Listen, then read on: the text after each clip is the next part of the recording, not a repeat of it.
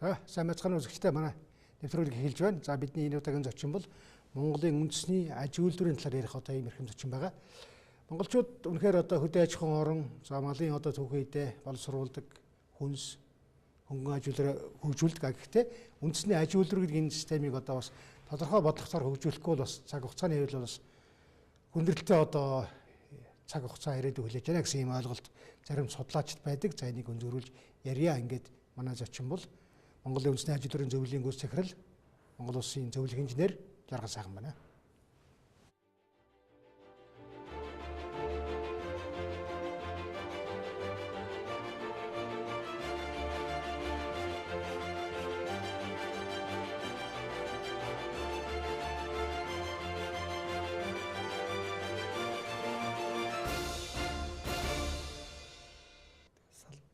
За ингээд Д.Жаргалсайхан инженерт өдрийн мэнд төшөөлье. Өдрийн мэнд төшөөлье. За бид нар ярилцах сэдэв бол үндсэндээ улс орон гэдэг их хэдэн одоо дэд бүтцээс бүтдэг хамгийн гол нь аж үйлдвэр байдаг гэж ойлгодог. Энэ сэдвээр ярих гэж тийм үү? Тийм. Тэгэхээр Монгол улс эдийн засгийн аюулгүй байдал гэдэг зүйл бол үндсэндээ маш их эмзэг болсон байгаа л да. Бид бол нэг улсаас 96% хамааралтай, импортын хамааралтай ийм эдийн засгтай болчлоо. Сүүлийн 27 жилийн хугацаанд. Ер нь социализмын үед бол бидний ахмад үе бол мал аж ахуй орноос аж үйлдвэрийн орн болж хөгжүүлэх 5 жилийн төлөвлөгөөтэйгээр энэ төлөвлөлтөө хийж эдийн засгийг төрөлжүүлж үйлдвэрлэл дээр түшилсэн эдийн засгийн загварчлалыг бий болгож хөгжүүлж ирсэн юм байна. Тэр үе чи одоо 110 мянган ажилчин ангитай улс орны хөгжлийг урагшаа чирч явдаг ийм технологичсон бүхлөд нийгмийн давхраг бол байлаа л да. Тэгээд инженерчлэл бий болж байсан. Инженерчлэл бий болж байсан.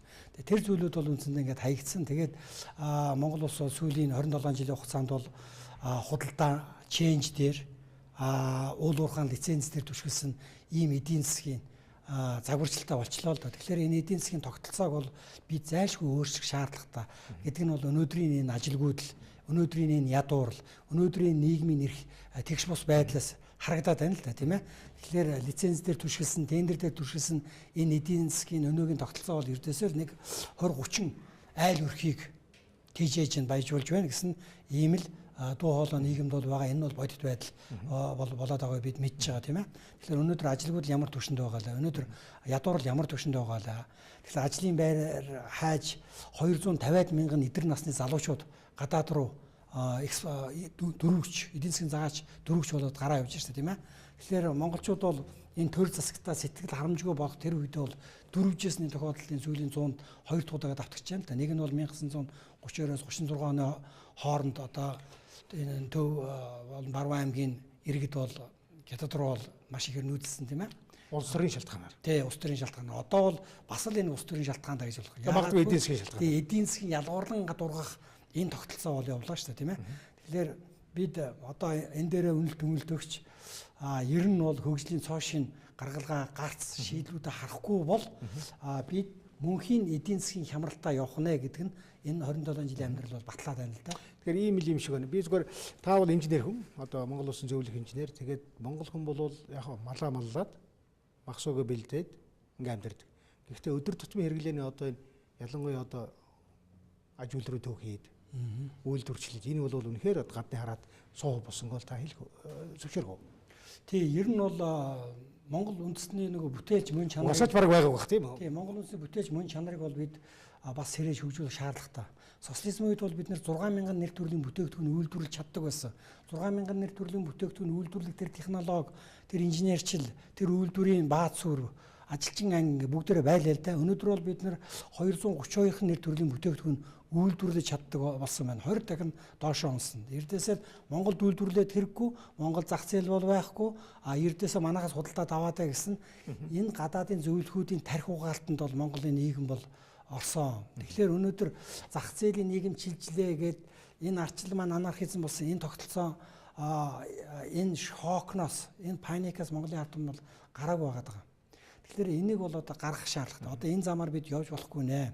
Эрдээсээ дотоодын эдийн засгийн хамгаалах замаар эдийн засгийн аж үйлдвэрийг хөгжүүлдэг Азийн бар улс орнуудын туршлагыг Монгол нутагшуулах шаардлагатай болж байгаа. Одоо үндсэндээ Монгол улс бол эдийн засгийн хориг арга хэмжээнд орцсон дэлхийн 4 улсын нэг л болсон бол байна л дээ. Энийг өнөөдөр хүртэл бид олж харахгүй байна. Ямар 4 улс одоо шил? Тэгээ одоо Хойд Солонгос, Венесуэл, Куб, Монгол гэсэн ийм 4 улс орн бол байж штэ. Яагаад гэхээр эрдээсээ импортын тарифын бодлогоор Монголын бара бүтээгдэхүүн гадагшаа гарах ямар боломжгүй болгочихсон. Монголыг зөвхөн малаажгуу дээр түшгэлсэн, нам технологи, уул уурхай дээр түшгэлсэн түүхэдийн хавсар улс орн болгох энэ бодлого маш хүчтэй явбал энэ бодлогыг хэрэгжүүлэх бүлэглэл улс төрийн хүч нь одоо өнөөдөр ингэж ажилласаар байгаад монголчуудыг үнэхээр туйлдуулж жин шүү дээ, тийм ээ.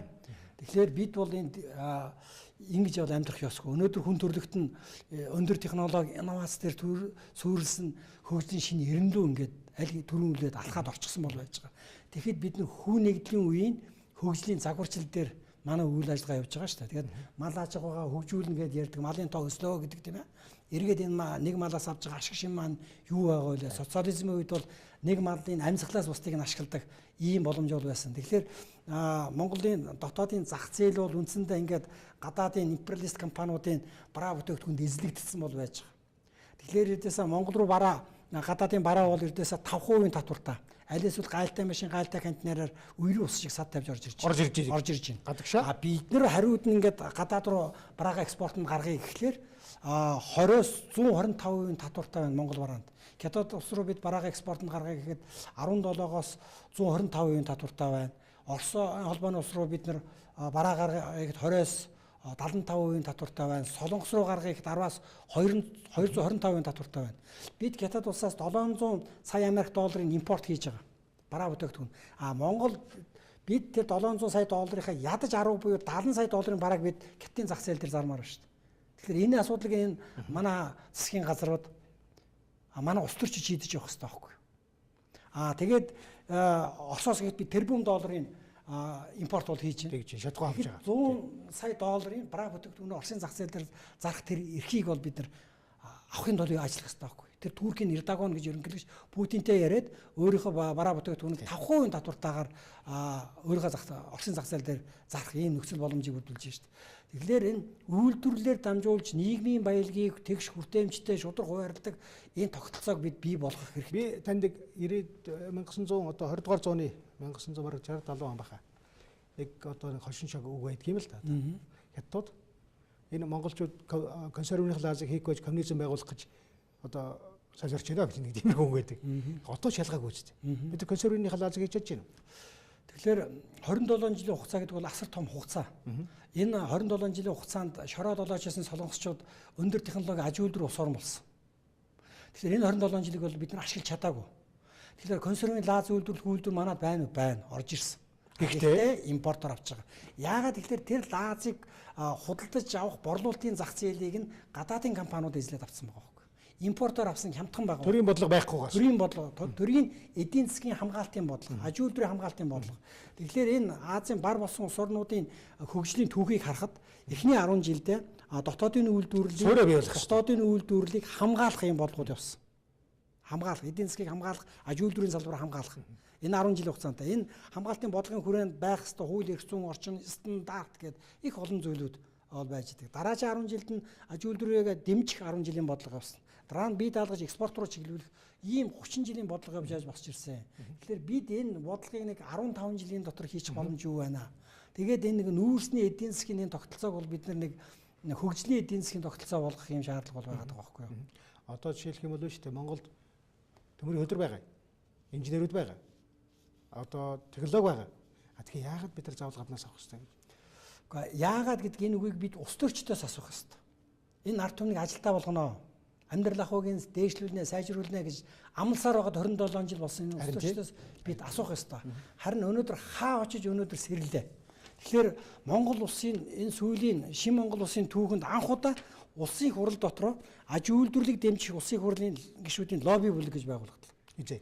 Одоо өнөөдөр энэ 10 сарын 5-ны өдөр энэ бол аж үйлдвэрийн түүхэнд бол одоо бас шинэ хуудас нэгж байгаа гэж мэдж ойлгож байна. Яагаад гэвэл энэ хууль эрх зүйн орчнууд бол хэрэгтэй байгаа. Тий.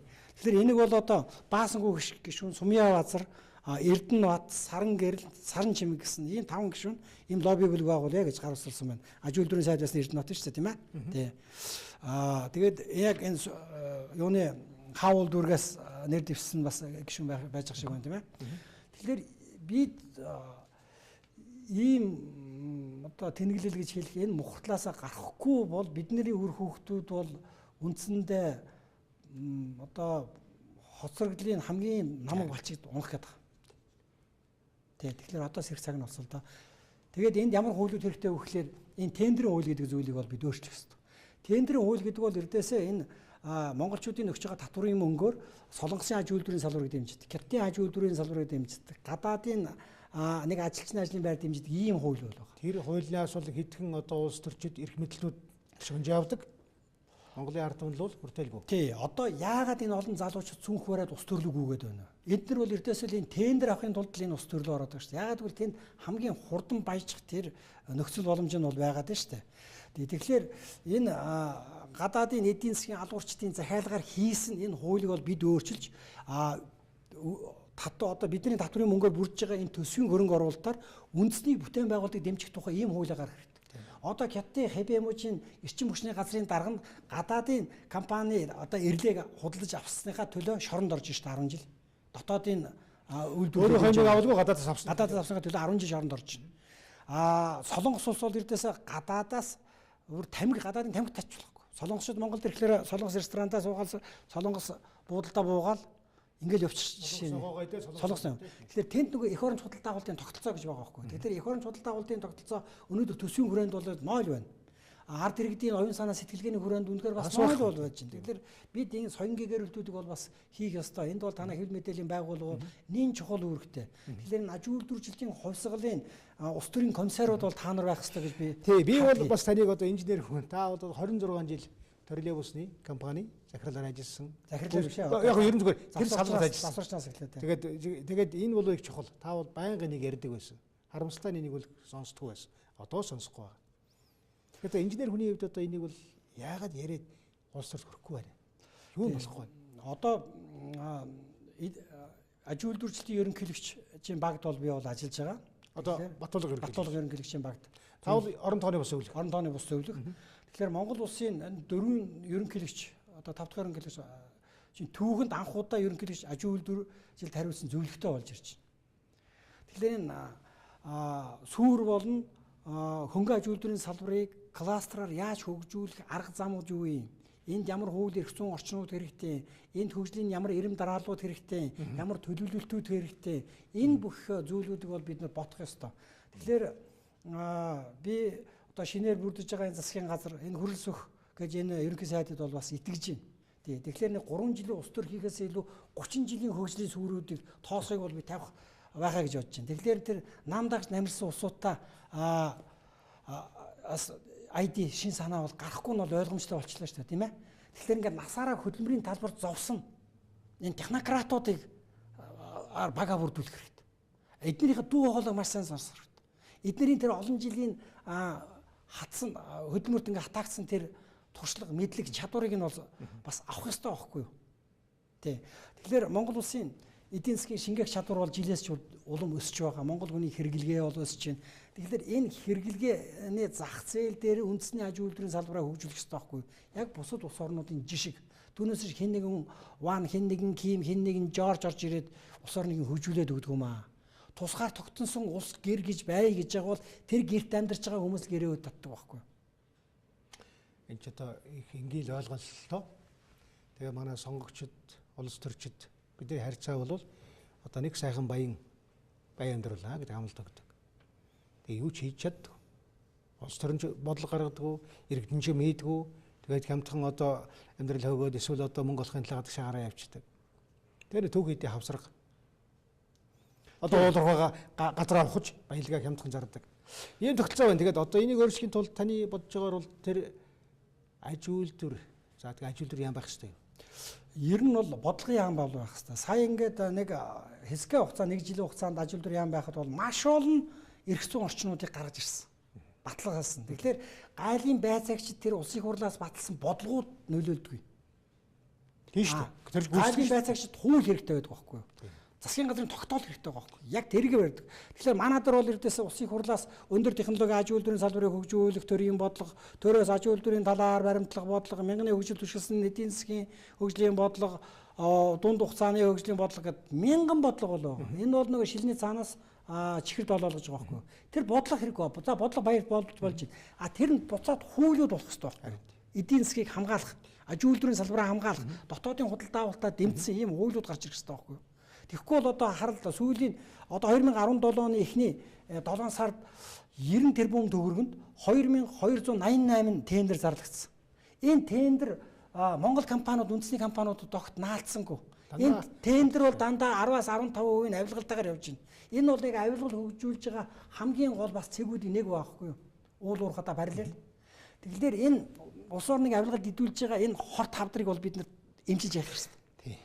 Одоо жирийн хэрэглэгчийн үүднээс ярил л та хэрэглэгч би хэрэглэгч. Хадаасаа бид нар авж байгаа энэ дандаа хятадын хадаас байгаа тийм үү? Энийг хийх боломжгүй юм. Тий, ер нь болохгүй бүтэхгүй гэж хэлээд өвлгөөж болж бүтэхгүй. Эзэн бог Чингис хаан бол одоо боломжгүйгээс боломжийг бий болгож чадсан. Ийм л аврын асуултанд хариулах одоо. За зүгээр жирийн хэрэглээ. Тэр бол эрдээс маш энгийн технологи. Тэр бол эрдээс л баг 1800 оны технологи байхгүй юу? 1800 оны технологи шүү дээ. Гэхдээ тэр хийх ёстой байхгүй юу? Энэ ард ирэг дээр ажил хийх ёстой байхгүй юу? Ажил хийх, ажлын фронтын бий болгож өгөх ёстой. Ажил хийдэг хүнээ гадагш нь гаргачаад. Тий, түүгээд гадагш нь түгээр гаргачаад. Тий. Тэгээд одоо слайдн дээр зураг байгаа л зүгээр эндээс харуул Монголын харуул л дээ тий. Тий, тэрийг гүйлгээд харуулж та. Тэгэхээр байдал бол тийм байж байгаа. Тэгээд тендерүүд бол үндсэн ингээл гадаад улс төрчдийн нэг амьдрах хөрсөн үндсэндээ тендерийн хууль лиценз энэ л болчиход байна шүү дээ.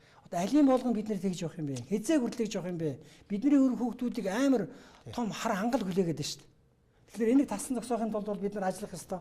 За ер нь бол ингээл юу харж байгаа л да энэ алтан гурвуулжин хөгжлийн алтан гурвуулжин ингээл байж байгаа тийм ээ. Одоо энэ алтан гурвуулжин зөв эргэлтэнд оруулах ёстой. За ингээл манай үндэсний аюулгүй байдлын зөвлөл гэдэг зүйл дээр улс орныхаа аж үйлдвэрчдийн талаар энэ 27 жилд ярьсан уу? Нэг ч удаа яриагүй. Нэг ч удаа яриагүй. Ажилгүйдлийг яаж шийдвэ, ажлын байр яаж бий болгож яриагүй. Тэгэхээр эрдээсээ бид одоо жижиг дунд үйлдвэргээд 20 жил хүмүүсийн тарих угаалаа. 5 чигнаас цаашаа гараагүй тийм ээ. Одоо бүр өрхийн үйлдвэрлэгээ яриад гэсэн. Тэгэхээр эрдээсээ тэр өрхийн үйлдвэрлэлээс шинэ технологи инновац гардаг байхгүй. Тэр жижиг дунд үйлдвэрээс гардаг байхгүй. Тэр чинь амиа аргасаас нь жижиг аж ахуй гэсэн үг байна.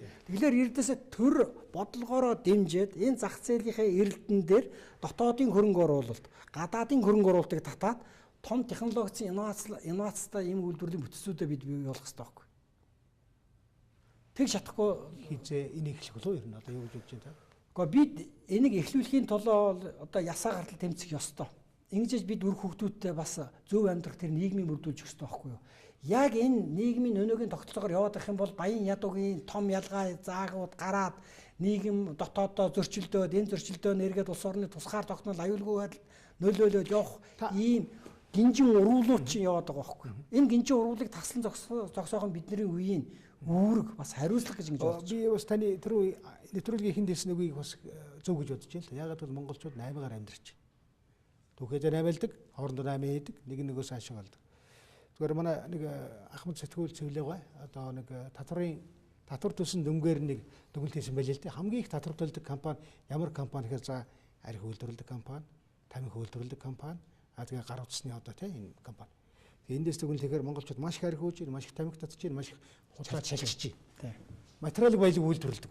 Одоо манай татвар төлдөг компаниуд таны хэлж байгаа бол аж үйлдвэрийн салбар ороод ирэх юм бол энэ бол амжилтгүй юм биш үү?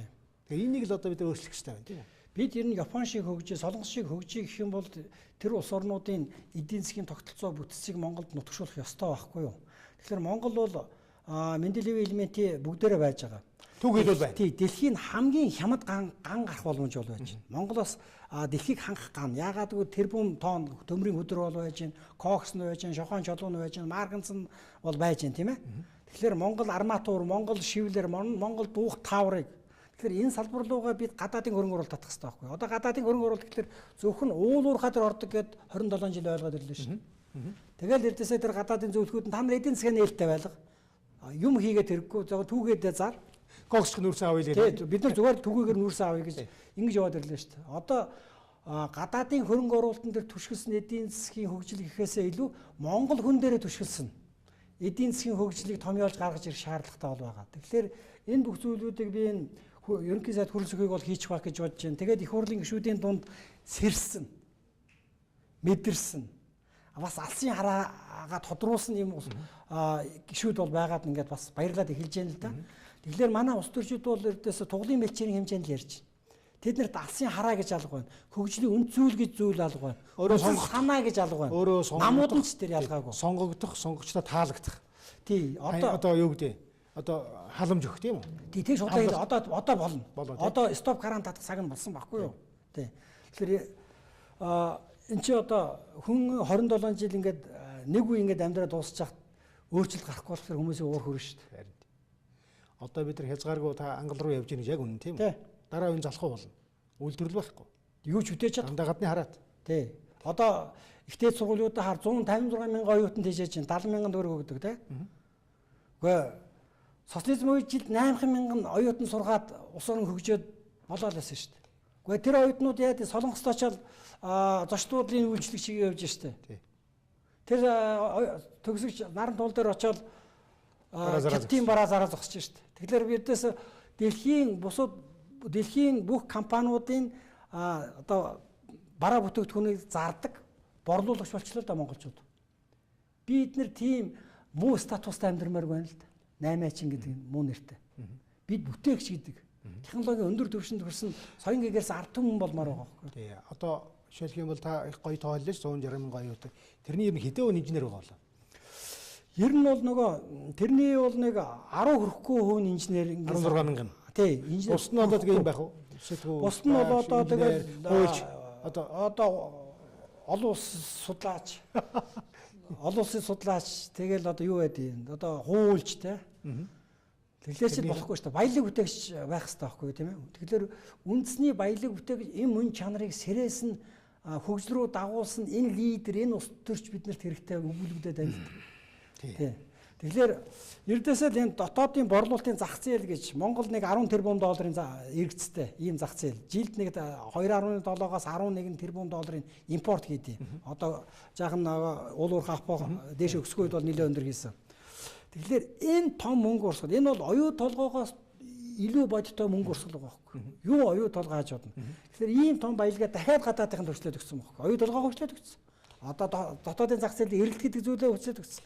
Тэр хятад орны яаж нэгвэл энэ дотоодын зах зээлийн эрэлттэй барьцаалж хагаад гадаадын хөрөнгө оруулалтыг үйлдвэрлэл технологийн салбар руу татаад шүү дээ. Тийм байна. Тий. Тэгэхээр маргаашаа нөгөөдрөө бодож байна. Маргааш нөгөөдрөө болж байна. Зах зээлийн эрэлт. Тэгэхээр одоо би жишээлхэд автобусаар заримал одоо олон жил ажилласан хүн. Нийтийн тээврийн Улаанбаатар хотод утаа гаргасан энэ автобуснуудыг бид солих ёстой тийм ээ. Тий. 2500 автобус хэрэгтэй. Энэ бол 250 сая Америк доллар. Энэ 200 Америк 50 доллар дээр 23 одоо жижиг дунд үйлдвэр гарч ирнэ. Угсаргааны 3-4 том толгой тавал Монголд үйлдвэрлэх тухай ярьж шээ. Монголд үйлдвэрлэе. Яагаад болохгүй гэж. Гэхдээ би чараа тендерийн тухай ярьж тэрийг хараад та нэг ярихгүй. Одоо тэгэхээр энэ зах зээлийг бол эрдээсээ тэгээд солонгосчууд хүргээд өгчих сонирхолтой улс төрчид их байна шүү дээ. Одоо хотын тэр орлогчдоор баяр хүү гэдэг нөхөр солонгосоос 1000 автобус аавна гайл нэр. Гэхдээ Монголын үйлдвэрлэгчтэйг эхлээд ярил л да. Сайн ч болно, муу ч болно, ямар ч өөрчлөлт. Үгүй, би муу гэж хэлэхгүй. За яг одоо бидний хийсэн троллейбус өнөөдөр хүртэл явж байгаа. Ард түмэнд үйлчлээд. А бидний хийж байгаа утаагүй эко автобус өнөөдөр хүртэл явж байгаа. Бид инженерүүд учраас дэлхийн хамгийн шилдэг технологийн нутагшуулах чадамжтай байхгүй. Тэг чинь үндэсний үйлдвэрлэгчтэйгээ уулзахаасаа илүү тэр гадаадын элчин сайдуудтай уулзсан, гадаадын компаниудтай уулзаад байдаг ямар учиртай. Тэд нар нөгөө юм өгд юм болов? Бид нартай уулзахаар айгаад байт юм болов? Бид нар яадаг. Жишээлбэл Улаанбаатар хотын нийтийн тээврийн смарт ингээд систем нэвтрлээ л дээ тийм ээ. Энийг солонгосчууд хийсэн. Гэхдээ энийг Монгол компани 4.5 тэрбумаар хийхэд өгөөгүй шүү дээ. Солонгосчуудаар 30 тэрбумаар хийлгэж байгаа байхгүй. Наа чи ямар том зөрөөтэй байгаа вэ? 4.5 болон 30. Энэ бол гэмт хэрэг байхгүй. Энэ дотоод нөгөө Монгол компани, Монголын IT инженерүүд хөгжих ёстой. IT одоо 100 инженер залуугийн ажлын байр хулгайлчихж байгаа. Ядаж ажилтаа болох шээ. Ажлын байр гоо. Технологийн салбар байхгүй. Тэгэхэд 5 дахин өндөр үнээр солонгосчуудаа гэрээ болж байгаа. Одоо тэгээд нөгөө муусаа ядарсан нийтийн тээвэрч тий ард иргэдийн карманаас 500 төгрөгөөс нь 50 төгрөгийг нь солонгосчууд аваад доллар болгоод их орон руугаа татаад байна. Тэгэхээр долларын ханш маанд өсөд байна. Одоо энэ компани ихэд 13.9 тэрбум төгрөг авцсан байна. Зөвхөн нийтийн дээвэрчдээс. Зөвхөн Монголоос тийм. Зөвхөн нийтийн дээвэрчд буюу автобусаар явдаг усуудаа авах. Иргэдээс авч шээ. Иргэдээс авч гэсэн. Энэ Монгол залуугаар хийлэгдсэн бол айл уушаа мөнгө нь төлөгдөөд үлдэж байгаа тэр мөнгө нь одоо энэ утаатай автобусаа шинжилж явж байгаа шүү дээ. Тийм ээ. Гэхдээ тэгэхээр ийм л хорлон сүйтгэсэн үйл ажиллагааг л манай улс төрчид хийгээд байна да. Энд одоо их оронч гэж хэлэхэ болий. Зүгээр ер нь эрүүл биш юм тийм үү? Тэг уруугч. Энэ бол ардын дайсан гэж хуучин цагт бол хэлдэг байлаа шүү дээ. Тэгэхээр энийг мэдхгүй мэдээлэл бас очихгүй хүмүүс дээр. Тий биднэрд бол маш нарын мэдээлэлүүд байгаа. Одоо Эрдэнэтийн үйлдвэр гэж болож байна. ГОК тийм ээ. ГОК дээр бид нар $89,000 автобус 6 автобус нийлүүлэх гэж яхад ширхгийн $89,000, солонгосчуудаас $149,000 автобус бараг 2 авч байгаа шүү дээ. 2 дахин өндөрөнд тендер зарлахгүйгээр. Тэгэхээр эрдээсээ зангиатай дээрэмчдийн ийм лүүрийн засаглал монголчуудын тархи толгоон дээр гараад ирж байна. Тэгээд ард түмнийг туйлдуулж байна. Туйлдуулж байна. Ажлын байрыг хулгайлж байна. Хулгайлж тэр химийн ажлын байрыг дэмжиж байна. Вангийн ажлын байрыг дэмжиж байна. Юаны ажлын байрыг дэмжиж байна. Тэгэхээр энэ бодит байдлыг өнөөдөр хэлсэн хүн хэм байгаа юм нийгэмд. За ерөнхийлөгч одоо яг ерөнхийлөгчийн хандлага бол энэ дээр байгаа. Та бол орон тооны ус өглөх. Тий. Энэ хандлагыг та юу гэж бодож байна? Маш зөв хандлага. Тий, энэ эдийн засгаа сэргээж аж үйлдвэрээ хөгжүүлэх гэсэн мөрийн хөтөлбөрийн бол одоо цөм мөрийн хөтөлбөр болж байгаа. Тэгэхээр энэ дээр түшиглээд бид салбарын хөгжлийг дунд урт хугацаанд яаж шийдвэрлэх вэ? Энэ шийдвэрлэхэд ямар хууль эрх зүйн орчнууд байх ёстой, ямар бизнесийн орчингууд байх ёстой ингээд асуудлууд ярих хэрэгтэй байхгүй юу? Одоо Монголд ингээд хардаа эрдээсээ л хэд өрсөлдөөн үүсгэж байна. Одоо ингээд цонх хаалга үйлдвэрлэх компани гэхэд 295 компанитай. Тэгээд бетон зургийн үйлдвэр гэхэд 100 гаруй үйлдвэрүүд. Барилгаж байгаа сэрэн гутал бүгдээр тийшээ хөрөнгө оруулалт хийгээ хөрх амьс бүгдээр банкны оролдож одоо байхгүй. Шатсан. Тий. Тэгэхээр нөгөө зах зээлийг зөв оновчтой хуваарлах, хэд өрсөлдөөн үүсгэхгүй байх гэл ингээд маш олон бодлого байгаа байхгүй юу. Тэгэхээр монголчуудыг бол нөгөө дэндүү зэрлэг капитализмаар дундуур туулуулж байна. Маш хатуу хойд эцгийн тийм хойд эцгийн эхээс гарахааргүй тийм хатуу одоо эрх зүйн нөхцөл дунд ийм нэг амьдрах орон зайг нь маш бага орон зай дотор ажиллаж байгаа. Одоо ингээд бид бизнесийг тэлэх ёстой байхгүй. Бизнес хөвмөгдмөл эрдээс яагаад юу хөвмөгдүүлээ гэхээр үйлдвэрлэлийн салбарт баг байхгүй бүх компани зогссон байгаа.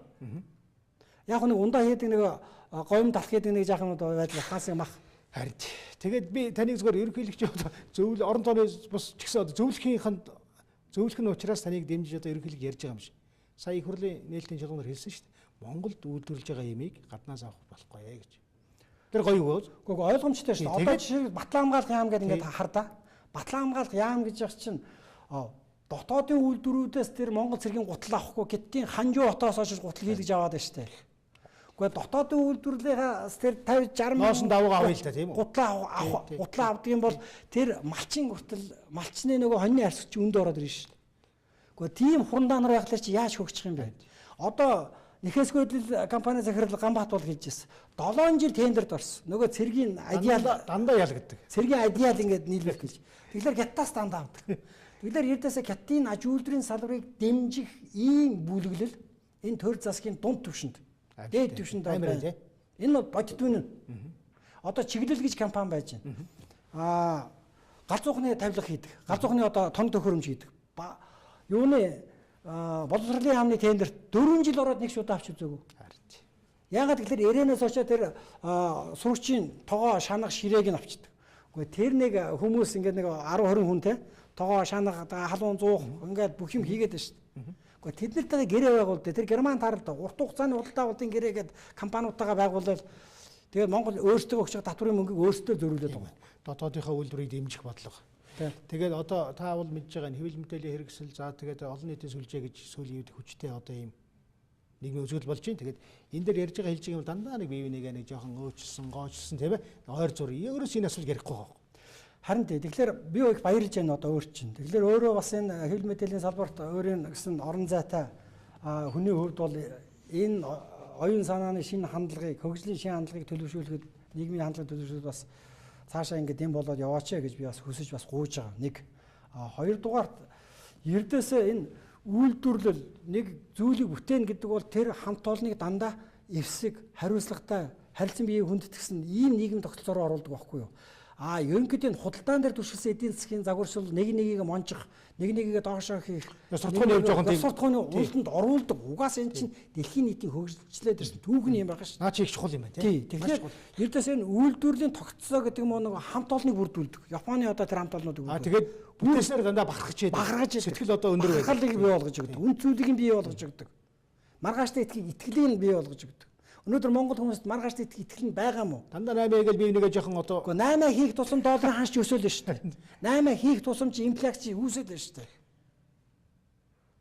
Тэгэхээр чи энэ эдийн засгийг эмчлэг тэр сүүрчийн эрдээсэл энэ үйлдвэрлэл байхгүй юу? Ямар нэг хэмжээгээр бүтээж сурах хэрэгтэй байхгүй юу? Одоо энэ стаканыг бид социализмын үед бүгдээр үйлдвэрлэдэг байсан. Шаазан баарны үйлдвэрлэл одоо 70 жилийн үйлдвэрлэл байсан. 650 хүнтэй үйлдвэр байсан. Багваа гээд ерөнхий инженер нь. Одоо байна уу? Бүгд тараад болгосон. Одоо Монголын зах зээл дээр жилд гэх чинь бараг 40-од 400 сая төгрөгийн шаазан импортлж авдаг шүү дээ бид нар. Одоо ингээл яг үнэ. Би оюутан байхдаа тэр Монголын шаазан баарны үйлдвэрлэсэн сэнгэр үцийг Чехид бол зараал хоногийн хоолндоо нэмэр болоод ингээл явдаг байсан. Одоо үндэсний үйлдвэрлэлээ борлуулагч маягийн явдаг байсан. Тэгээд тэр үйлдвэрч үндсэндээ ингээд бүгдээр алга болгочлаа шүү дээ. Монголд үйлдвэрлэлд хэрэггүй ердөөсөө та нар ингээ удаад аваадаа гэж тархийн програмчлагдсан байгаа байхгүй юу? Тэгэхээр энэ биднийг вирус тулсан, энэ хорт хавдар үүсгэсэн энэ вирусыг л бид эмчлэх ёстой. Шинэ програм суулгах хэрэгтэй. Энд бол танаа хэвлэл мэдээллийнхний үүрэг бол их чухлаа. Жаахан алсыг хармаар байна. Хэрүүл ярмааргүй байна. Бид хөгжил ярмаар. Одоо бид нар нөгөө нэг улсын их хурл төр барих байгууллага сонгохоор л сонгогдож байгаа хүмүүс маань таныг би одоо халамжлана, танд мөнгө өгнө, таны одоо төрийг нэмнэ гэл ингээл.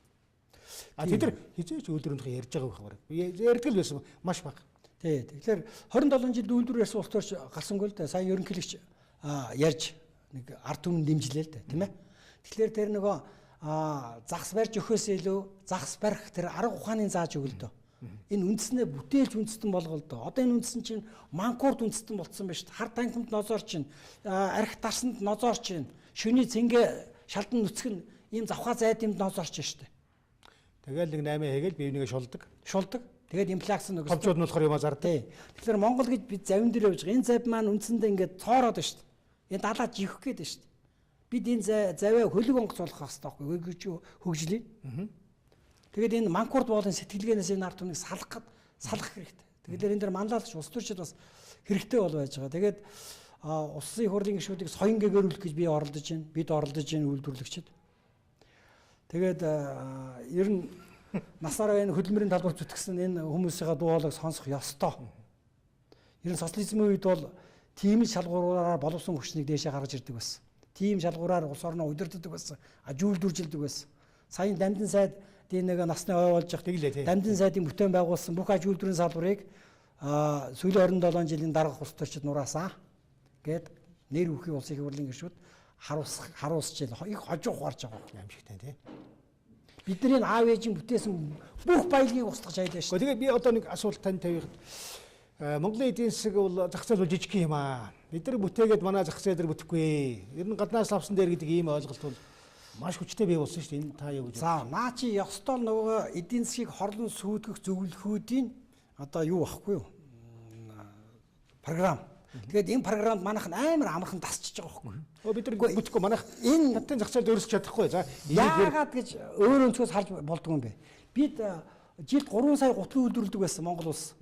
Гутлын үйлдвэргээд 120,200-аад ажилчин байсан. Бид тэр гутлын үйлдвэрсэн гутлыг эрхүүгийн зах дээр би аваашаа зарж байсан жишээлхэд 90-ад онд. 90-ад аваашаа зарж байсан. Тэгэхээр чи эрдээсэл тийм хорлон сүтгэх үйл ажиллагаа явуулсан. Ямар төвхтэй тий. Гэхдээ бодит үн байдал үнэн шүү дээ. Тийм. Тэгээ монголчуудыг эрдээс ажил хийлгэж болохгүй. Тэгэл архив нэг хэсэг нь гадаад руу гарч яв зүгт монгол хүн хэрэггүй Монголын газар шороо хэрэгтэй. Гэхдээ өчтөр би нэг гоё үг сонслоо тэр хөрөсөх сайдгаар хилтгэлдээ нэг үг хэлж чинь лээ. Бид нар далаад гарцгүй. Гэхдээ хүн далай байна гэж хажууд.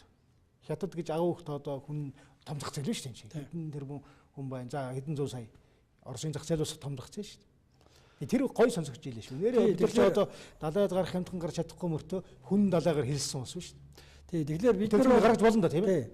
Бид бас өөр том өнцгөр харах хэрэгтэй байхгүй. Одоо ингээд Jeep гэдэг манад Гэлтхнуур гэдэг нэг бодис байдаг тийм ээ. Одоо электроникийн палатын хамгийн гол сүр байхгүй юу? Одоо баг сум болгонд байна да. Дэлхий дээр хамгийн хэм тэр гялтхнараар бид нэр хавтангууд хийж болж байгаа байхгүй юу? Гэхдээ тэгэд онгоцоор тэгээд гаргачих штэ дэлхийг. Бүр одоо болохгүй бол. Үгүй онгоцоор. Тэгээд 20 тонны онгоцоор гарахад 20 тэрбум доллар ороод ирнэ штэ. Тэгээд 3 сая монголч юу юм бэ? Тэгэхээр тийм амбицтай, тийм алсыг харсан, тийм тактиктай, стратегтэй баймаар байгаа хгүй. Тэгэхээр бид нар эрдээс хөгжлийн нэгдмэл үнд зүйлтэй болмоор байна.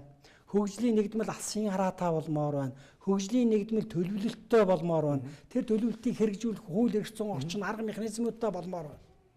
Инхэхээр бид хол явахгүй. За гайхамшигтай. Та бол Монголын инженеруудыг одоо төлөөлж ярьж байгаа. Тийм учраас инженер ус хэрэг болтгой. Тэгээд тэрийн төр дэмжих хэрэгтэй тийм үү? Гэхдээ төр хувийн хөгжил хамтарчаач. Тийм л ганцхан одоо дэмжлэгээр ингээд төлөвлөгөөр явахаас илүү баг болж иж л ажих хэрэгтэй. Өнөөдөр эрдээс улс төрчид нь ишаараа суучсан. Тендер цогногоо суугаад байдаг. Үйлдвэрлэгчид нь энд зовоод байдаг. Хоёр тийш хараад суудсан ба шүү дээ. Энэ хоёр хүмүүс одоо нэг халуунгараа барилцаад одоо болёо. Одоо жаахан өөр маягаар амьдрий гэж цаг нь болжээ. За энийг чухал сэдв. Өргөжлүүлье. Тэгээ та олон үйлдвэрлэгч орж ирж. Төгсгөлд нь та одоо жижиг үйлдвэр, дунд үйлдвэр, өрхийн аж ахуй гэж яриад байна шүү дээ. Энэ одоо явцыг удаан байгааг та түрүү хэлсэн. Одоо гарч юмар байна. Одоо яг эхний ээлж нь юу их хэвээр бол. Тийм Монгол улсын ерөнхий сайд болгоно цагаан сараар Монгол үйлдвэрлэгч үзэсгэлэн гүйцэтгэе. Яг сүүлийн хэдэн жил тийм үү? Тийм сүүлийн 10 жил. Тийм. Тэр үзэсгэлэн дандаа таавчханс хэтрээгүй байхгүй юу? Шаавч төлхөрийн осрол байгаа. Тийм шараа байгаа байхгүй тийм. Тэгэхээр гарц юу байна вэ гэхээр ердөөс эхний ээлжинд Монголын үйлдвэрлэгчдийн борлуулалтын дотоод зах зээлийг хамгаалаад өгөх хэрэгтэй. Яг тэр хятадууд шиг, тэр орсууд шиг, тэр солонгосчууд шиг. Хятадууд бид нар бараа хацаараа ихлээр шоронд орчих гэдэг шүү дээ. Тэгээ хамгаалаад өгөхлөөр борлуулалтын сайжирж байгаа юм чи үйлдвэрлэгчд хүн боловсон хүчнээ сургаад авчна. За өөрсдөө сургаад авчна. Тэгээ тоног төхөөрөмжөө сонголтоо хийчихнэ. Хөрөнгө оруулалтаа татчихна. Одоо жишээлгээд би над дээр бол 2500 автобус үйлдвэрлэхэд надад мөнгө нь бол байж байна. Хөрөнгө оруулалт нь бэлэн байна. Үйлдвэрлэл нь бол байж байна. Хүн нь бол байж байна. Одоо зөвхөн надтай 2500 автобус авъя гэд урт хугацааны гэрээ байгуулчих юм бол би дэлхий дээр очиад тендер зарлаж байгаа. Банкнуудын дунд тендер зарлаж хагаад жилийн 0.5% мөнгө босгоод ирнэ шүү дээ. Сангуудаас. Тийм боломж байна шүү дээ. Тэгэхээр энэ борлуулалтыг нь хамгаалж өгөх нэг номерын асуудал. Тэгээд энэ үйлдвэрлэлийн салбар руу хөрөнгө оруулалт хийх тэр мотивац суй сэтлийг би төрүүлж өгөх. Гэхдээ би одоо буруу ойлгож иж магадгүй. Ер нь хүнд үйлдвэрийн одоо үндэс нь бол гангийн үйлдвэр гэж бас байдаг юм шиг байна. Тэгээ одоо та бол 2500 автобус үйлдвэрлэнэ гэж моторын гаднаас авна гэж байна. Манайх хийж чадахгүй тийм. Тий, ер нь бол энэ дэлхийн хөгжлийн түүх харахаар да ялангуяа Азийн хурцтай өссөн улс орнуудын түүх харахаар угсаргааны аж үйлдвэрийн хөгжлийн үе гэж байдаг. Гаднаас юмнуудаа нийлүүлээд тэгээд тэндээс юуг нь бид хийх вэ? Гэт кластер аж үйлдвэрлэлийн тэгээд өөртөө чадхаагаа хийгээд явж шүү дээ. Чадхаа хийсэргээд Солонгос 2010 онд л машиныхаа бүхий дангуудыг хийж сурлаа шүү дээ. Тэрнээс өмнө дандаа нийлүүлж байсан. Дандаа нийлүүлж байсан. Тий. Одоо хятад бол машиныхаа 30% дотоодоо хийж чинь 70% импортоор авч байгаа шишээ нэ тий. Ингэж яагаад цаашаа ингэж технологи инновац нь хөгжөөд ингэж явах хэрэгтэй байхгүй. Сразу маяр болдгоо үстэй. Тийм бай. Яг тэрнтэй адилхан байхгүй юу? Тийм бай. Тэгэхээр энэ Азийн бар орнууд, бос улс орнуудын хөгжлийн менежмент туршлагыг л бид нар Монголд нутагшуулах хэрэгтэй. Энэ бол одоо нэгэнтээ хүн төрөлхөд хийгээд явцсан зам шүү дээ. Зам шүү дээ. Тэгээ бид өөрөөр бол амьдар яваад бол хэрэггүй шүү дээ. Тийм. За баярлалаа. Тэгээ одоо та гадагшаа гарч байгаа олон зуун мянган залуучууд хүний нутагт хар ажил хийж ясан дөрөв Монголынхаа аж үйлдвэрт ажиллах юм бол эсрэг давуу тал бий. Тий. Тэгэхээр би хэлж байгаа энэ төдөөгөө бас хэлсэндээ ерөнхийлөгчийн сонгуульд орсон. Бид бүсээ чангалж байгаа үйлдвэрлэгч орн болоо гэж. Тэр үед би тоогоогүй. 93 ойлгоогүй. Тэр үед монголчууд сэрээгүй байж. Тий. Үнэхээр тэр агуу хүний тухайн үед л бид сонгоод гаргасан бол өнөөдөр ямар хөгжил рүү явж байгаа вэ тийм ээ. Тэгэхээр энэ худалдаа нь энэ анархизм тогтсон, авилгацсан энэ эдийн засгаас үйлдвэрлэлийн эдийн засаг руу шилжих процесс өөрөө хүн процесс үү. Энд маш том ихтгэл үнэмшил байх хэрэгтэй улс төрчдийн зүгээс. Ерөнхий сайдын зүгээс мэдлэг нь байх хэрэгтэй, чадвар нь байх хэрэгтэй, ихтгэл үнэмшил нь байх хэрэгтэй. Тэгэхээр энэ шууд тэгж амар бүтнэ гэж бол байхгүй. Бид бол үндсэндээ тийм нэг хаус амьдралд бол сурчлаа шүү дээ маягт. Одоо ер нь эхлэе тийм үү? Одоо бид эхлэхээс та. Тэгэхээр үйлдвэрлэлийн эдийн засаг орно гэдэг чинь эргээд нөгөө хариу үзлэх, сахилгаваад хамтаж үзэл гэдэг зүйл чинь ингээд бүтээлийн дараах бахархал одоо юу гэдэг нь үнэт зүйл. Тий. Тэгээд эрдээсээ ингээд сая одоо 500 мянган төгрөгийн цалин Монгол залуучуудад өгөөд эхлэх юм бол гадаад явж яах юм бэ? Хэрэглээгээ хийгээд. Тий. Бас боломжийн зах зээл байна. Тий. Тэгэхээр тэр эдийн засгийн загварчил модель рүү бид нар ингээд аажмаар энэ ус орно ингээд татж оруулах хэрэгтэй байхгүй юу? Баг багаар. Энд бол маш их олон тоо ботох хэрэгтэй л дээ их загварчил. Бас тодорхой хуучин төлөвлөгөөний комиссийн үнэ стандартын хороо гэж 2 том Монголын моозог байсан гэж тийм. Тэр улсууд тэм хэмжээнд ингээд маш том математик загварчлууд гаргаад бодолтуудаа хийгээд ингээд явах хэрэгтэй л да. Тэгэхээр өнөөдөр бол хувийн хвшлэлээр туршилсан эдийн засгийн загварчил байгаа учраас тэрг бол хувийнхан бас хийгээ явчихна. Чиглүүлээд зохицуулаад өгчих юм бол угсаа хоёр салбар нийлүүлэлтэйгээ яадаг одоо зах зээлийн тогтолцоо шүү дээ. Тооцоомдоо шаардлага хувьд хийгээд явчихна. Тий. Тооцоомдоо бодоод за богино хугацаанд дунд хугацаанд урт хугацаанд ингэнэгээл жишээлгээд одоо арчны салбар дээр яах юм, ноос ноолууд дээр бид яах юм тийм ээ.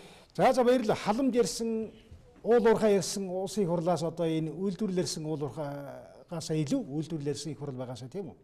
Тийм төр байгаасаа гэж таавал хүсэж байна тийм. Монголын ард түмэн тэгж хүсэж байгаа шүү дээ. Энийг хэлж чадахгүй өнөөдөр хүрсэн баг. Сэдэлгүй байсан баг. Тэгэхээр би сэдэлжүүлж байгаа байхгүй. Одоо та нар ингэж яриач. Та нар амлуун алт хийсэн хүнтэй бити найзлаа. Алтыг өөрөө бүтээдэг өөрөө бүтээ. Та ажил амлсан, ажлын байр амлсан.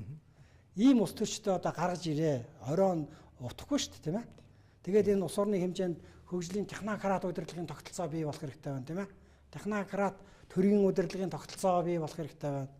Өнөөдөр нэг албан бичиг төлөвлөж чадахгүй хүмүүс асар ихээр байна шүү дээ. Тий, сэргэн мандсан Монгол улс бол үйлдвэрлэгч Монгол улс байх хэрэгтэй. Ер нь бол 13 дугаар зуунд бид технологи дээр суурилж ээж импер байгуулсан, эзэн төрөн байгуулсан. Манай Монгол гаан Дамаскын ганг цөм зөгтөг байсан. Тэгэхээр технологи дээр суурилсан улс үндэстэн өнөөдөр дэлхийн ноён үндэстэн болоод байгааг бид харж байгаа шүү дээ. Түүхийдээ зардаг үндэстэн бол зүгээр л хавсрах. Африк. Тийм ээ. За баярлалаа. Их сонирхолтой сэдв таавал одоо их инженерийн сэтгэлгээний зүгээс их гоё сэдвийг хөндөж ярьлаа. Тэгээд энэ сэдвийг манай одоо олон нийт бас өргөжлүүлээсэй. Ялангуяа манай шийдвэр гаргах төвчнийхэн өргөжлүүлээсэй гэж хүсэж байна. Ингээд танд баярлалаа. За баярлалаа үзэгчдээ. Манай нэвтрүүлгийг өндөрлөж байна.